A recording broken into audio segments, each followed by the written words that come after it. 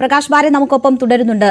താങ്കൾ സൂചിപ്പിച്ചു വരികയായിരുന്നു ശ്രീ പ്രകാശ് ബാരെ, ഒരു പരിധിവരെ നല്ലതാണ് ഇതുവരെ നടന്ന കാര്യങ്ങൾ എന്ന്. അപ്പോഴും ചില സംശയങ്ങൾ താങ്കൾക്ക് ബാക്കി നിൽക്കുന്നു. പൂർത്തീകരിക്കാം.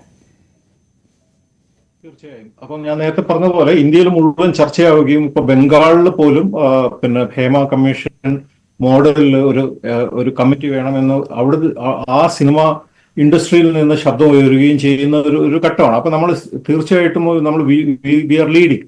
പക്ഷെ ഇതിപ്പോ പാതി വഴി, അല്ലെങ്കിൽ ഒരു പാതി വഴിയൊന്നുമല്ല, ഒരു ഫസ്റ്റ് സ്റ്റെപ്പ് നമ്മൾ എടുത്തിരിക്കുകയാണ്. പക്ഷെ ഇപ്പോഴും ഇതിലുള്ള പ്രധാന പ്രശ്നം എന്ന് പറഞ്ഞു കഴിഞ്ഞാൽ ഇതൊരു സെക്ഷുവൽ അല്ലെങ്കിൽ സെക്ഷുവാലിറ്റി അല്ലെങ്കിൽ സെക്ഷുവൽ ഹറാസ്മെന്റ് മാത്രമല്ല പ്രശ്നം. ഇതിന്റെ പിറകിലുള്ള ഒരു പ്രധാനപ്പെട്ട പ്രശ്നം എന്ന് പറഞ്ഞു കഴിഞ്ഞാൽ പവറാണ്, അധികാര ശ്രേണി മലയാള സിനിമയിലുള്ള അതാണ്. അപ്പൊ അതാണ് ഹേമ കമ്മീഷൻ കമ്മിറ്റി റിപ്പോർട്ടിൽ 15 അംഗ പവർ ഗ്രൂപ്പ് എന്ന് പറഞ്ഞത്. പണ്ട് അതേ ഗ്രൂപ്പിനെ തന്നെ ആയിരിക്കാം തിലകൻ മാഫിയ എന്ന് വിളിച്ചിട്ടുണ്ടായിരുന്നു. അവരും AMMയും തമ്മിൽ എന്ത് ബന്ധമാണ് അവര്? ഇപ്പം നടി ആക്രമിക്കപ്പെട്ട കേസിൽ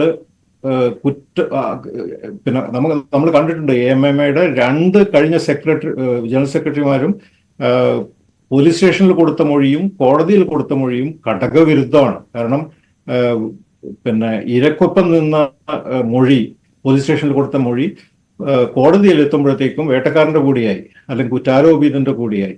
അപ്പൊ അത്തരം കാര്യങ്ങൾ നോക്കി കഴിഞ്ഞാൽ പിന്നെയും കുറെ അധികം AMMA മെമ്പേഴ്സ്, അത് നോക്കിക്കഴിഞ്ഞാൽ AMMA ആരുടെ കൂടെ നിൽക്കുന്നു എന്നുള്ളത് നമുക്ക് വളരെ വ്യക്തമാണ്. അപ്പൊ ഈ 15 അംഗ സംഘം ആരാണ്? അവർ ഏത് തരത്തിലാണ് മലയാള സിനിമയെ മാനിപ്പുലേറ്റ് ചെയ്യുന്നത്?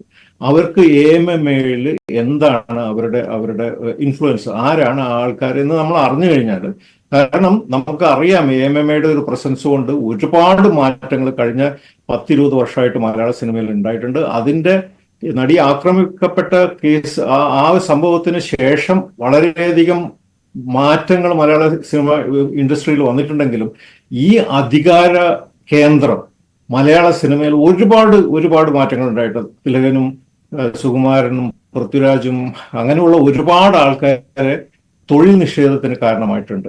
അവര് പിന്നെ വൈഡ് റിലീസിനെതിരായിട്ട് നിന്നിട്ടുണ്ട്, മൾട്ടിപ്ലക്സ് ഇവിടെ വരുന്നതിനെതിരായിട്ട് നിന്നിട്ടുണ്ട്. സംവിധായകരുടെ കലയെന്ന് സംവിധായകർക്ക് ആധിപത്യം ഉണ്ടായിരുന്ന, അല്ലെങ്കിൽ ഏതുതരം സിനിമ ചെയ്യണം എന്ന് പറഞ്ഞാൽ അവരും പ്രേക്ഷകരും തമ്മിലായിരുന്ന ഒരു കണക്ട്, അത് അവർ തകർത്തിട്ടുണ്ട്. അവരുടെ ചൊൽപ്പടിക്ക് നിൽക്കുന്ന ആൾക്കാരെ കൊണ്ട് മാത്രം സംവിധാനം ചെയ്യുന്നു എന്നുള്ള സ്ഥിതിയിലേക്ക് പോയിട്ടുണ്ട്. അവരുടെ ചൊൽപ്പടിക്ക് നിൽക്കുന്ന യൂസ് ആൻഡ് ത്രോ ആയിട്ട് പ്രൊഡ്യൂസേഴ്സിനെ ഉപയോഗിക്കുന്ന ഒരു സ്ഥിതിയിലേക്ക് വന്നിട്ടുണ്ട്. നടികളെ യൂസ് ആൻഡ് ത്രോ ആയിട്ട് ചെയ്യുന്ന രീതിയിൽ വന്നിട്ടുണ്ട്. ഡിസ്ട്രിബ്യൂഷൻ, എക്സിബിഷൻ, ഈ രംഗത്ത് മുഴുവൻ സാറ്റലൈറ്റ് റേറ്റ്, ഇത്തരം കാര്യങ്ങളിൽ മുഴുവൻ ആരൊക്കെ ഇവിടെ ജോലി ചെയ്യണം, ആർക്കൊക്കെ എത്രയൊക്കെ. തീർച്ചയായും ശ്രീ പ്രകാശ് ബാരെ, ലൈംഗിക ചൂഷണം, ലൈംഗികമായി സ്ത്രീകളെ ചൂഷണം ചെയ്യുന്നതിനപ്പുറം ഗൗരവതരമായ ഒരുപാട് കാര്യങ്ങൾ ആ റിപ്പോർട്ടിൽ ഉണ്ടായിരുന്നു. പക്ഷേ നോക്കൂ, ഇത്ര ദിവസം, ഒരാഴ്ച പിന്നിടുമ്പോൾ പോലും എന്ത് നടപടികൾ ഇക്കാര്യത്തിൽ കൈകൊള്ളാനായി സർക്കാരിനെ സംബന്ധിച്ച് എന്ന ചോദ്യമുണ്ടല്ലോ. ഒരുപാട് ആരോപണങ്ങൾ സർക്കാരിനെതിരെ ഉയരുന്നുണ്ട്. ഇത്രയും വൈകിപ്പിച്ചത് സംബന്ധിച്ച്, അനുവാദമില്ലാത്ത ഭാഗങ്ങൾ പോലും മൂടിവെച്ചത് എന്തിനെന്ന് സംബന്ധിച്ച് വ്യക്തത കിട്ടാത്ത ഒരുപാട് ചോദ്യങ്ങൾ ബാക്കിയാണ്. ഇരകൾ, അതിജീവിതമാർ പരാതി നൽകിയാൽ മാത്രം അന്വേഷണം എന്ന കടുംപിടുത്തം ഇപ്പോഴും സർക്കാർ തുടരുകയാണ്. ഇനി എന്ത് എന്ന് ചോദിക്കുമ്പോൾ നയരൂപീകരണ സമിതിയിൽ മുകേഷ് തുടരുന്നതിനെതിരെ പോലും വലിയ രീതിയിലുള്ള പ്രതിഷേധം നടന്നിട്ടും രാജിവെക്കാൻ തയ്യാറായിട്ടില്ല എന്നൊരു സാഹചര്യമുണ്ട്. കോൺക്ലേവുമായി സർക്കാർ മുന്നോട്ട് പോകുന്നു. ഇപ്പോഴും ഈ ആരോപണ വിധേയരെ, വേട്ടക്കാരെ സംരക്ഷിക്കുന്ന ഒരു സമീപനം സർക്കാരിനെ സംബന്ധിച്ചുണ്ട് എന്ന് താങ്കൾ കരുതുന്നുണ്ടോ? പരാതി വേണം എന്ന പിടിവാശി, സർക്കാരിന്റെ പിടിവാശി ആർക്ക് വേണ്ടി എന്നാണ് താങ്കൾ കരുതുന്നത്? ഒപ്പം താങ്കൾ ഇപ്പോൾ സൂചിപ്പിച്ചതുപോലെ നിരവധിയായ വിഷയങ്ങളുണ്ടല്ലോ.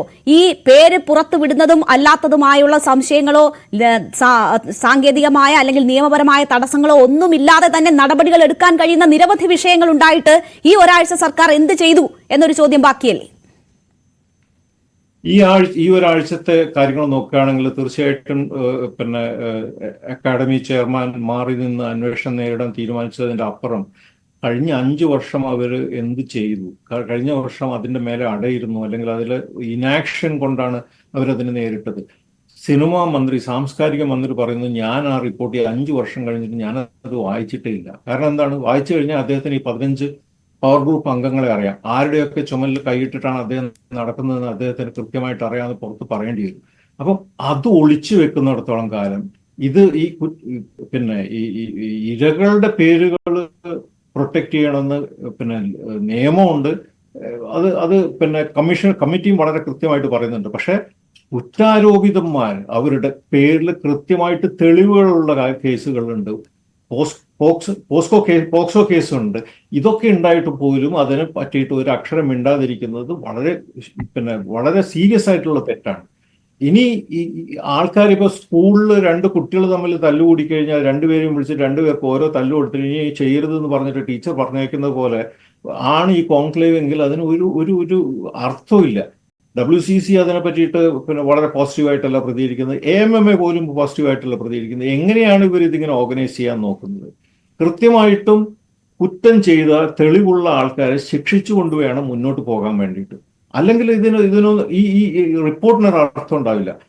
ഈ റിപ്പോർട്ടിൽ എത്തിയത് തന്നെ ഇവിടെ പിന്നെ ഒരു ജനരോഷം ഉണരുകയും നടികൾ അവരുടെ ഭാവി തന്നെ പിന്നെ അപകടത്തിലാക്കിക്കൊണ്ട് മുന്നോട്ട് വരികയും സർക്കാർ അതുകൊണ്ട് നിർബന്ധിതരാകുകയും അതിനുശേഷം ഇതുപോലെ ജസ്റ്റിസ് ഹേമയെ പോലെ വളരെ നീതിപൂർവ്വം കാര്യങ്ങൾ ചെയ്യുന്ന ഒരാള് ഒരു മിൻസിങ് ഓഫ് വേർഡ്സും ഇല്ലാതെ ഒരു റിപ്പോർട്ട് തയ്യാറാക്കി ചെയ്തുകൊണ്ടാണ് നമ്മൾ ഇവിടെ എത്തി നിൽക്കുന്നത്.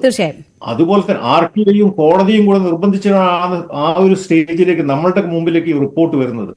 ഇനിയും അതുപോലുള്ള പോരാട്ടം തുടർന്നു കഴിഞ്ഞാൽ മാത്രമേ ഇത് സംഭവിക്കുള്ളൂ. ഇതിനെ പൊളിറ്റിസൈസ് ചെയ്തിട്ട് കാര്യമില്ല. എല്ലാ പാർട്ടിയിലും എല്ലാ ഇതിലും ആണുങ്ങളുണ്ട്, ഇതുപോലെ ചിന്തിക്കുന്ന ആണുങ്ങളുണ്ട്, അതുപോലെ ചിന്തിക്കുന്ന സ്ത്രീകളുണ്ട്. എന്തായാലും സിനിമയ്ക്കുള്ളിലായാലും പുറത്തായാലും ഒക്കെ തുറന്നു പറയാൻ തയ്യാറായിട്ടുള്ള ഒരു കൂട്ടം സ്ത്രീകളുടെ ധൈര്യം, അതും മാത്രമാണ് നമ്മളെ മലയാള സിനിമയെ ഇവിടെ വരെ എത്തിച്ചിരിക്കുന്നത്. പക്ഷെ അതിനപ്പുറം ചെയ്യേണ്ടവർ, ഉത്തരവാദിത്തപ്പെട്ടവർ എന്തൊക്കെ ചെയ്യുന്നു എന്നത് ഇപ്പോഴും സംശയമായി തുടരുകയാണ്. ഈ വിഷയത്തിൽ കൂടുതൽ പറയാൻ കഴിയുന്നത് ശ്രീമതി മാല പാർവതിക്ക് തന്നെയാണ്. പാർവതി,